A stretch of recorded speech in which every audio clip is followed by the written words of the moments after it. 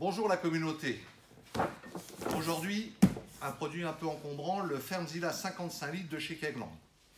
Donc l'intérêt du Fermzilla 55 litres, et ce sera la même chose pour son petit frère le Fermzilla en 27 litres, c'est son récipient de collecte des levures.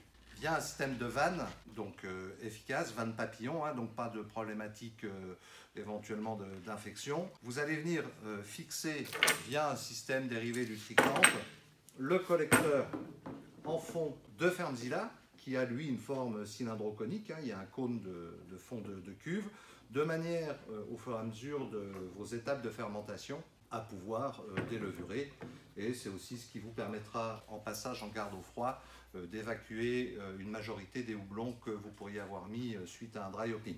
Il est livré en standard avec un capuchon, une soupape de décompression. Dans sa version de base, uniquement livré pour faire de la fermentation classique, c'est-à-dire avec un barboteur qui vient s'insérer là. Point important, si vous voulez faire de la fermentation sous pression, il vous faut en complément acheter l'option Pressure Kit. Particularité, vous allez avoir des prises ball lock qui viennent se fixer sur le haut de votre couvercle et un floating bowl.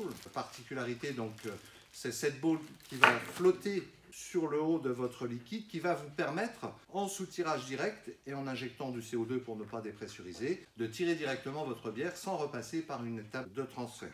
Inconvénient du Fermzilla, pour ceux qui auraient de petits dispositifs pour la gestion de température, c'est son support qui est élevé. Vous allez pouvoir trouver par exemple Apollo, donc chez Keg King, un modèle qui possède les mêmes caractéristiques, mais qui lui est posé sur un support totalement différent, ce qui va vous permettre de le mettre directement dans votre Kegerator ou dans un Ferminator. Donc si vous voulez vous lancer dans la fermentation sous pression, c'est le bon outil. Écoutez, n'hésitez pas à nous faire part de vos expériences avec le Fermzilla. Et puis, rappelez-vous, Léon est à votre disposition si vous avez des questions, des doutes, y compris même sur les bases de la fermentation sous pression. À bientôt!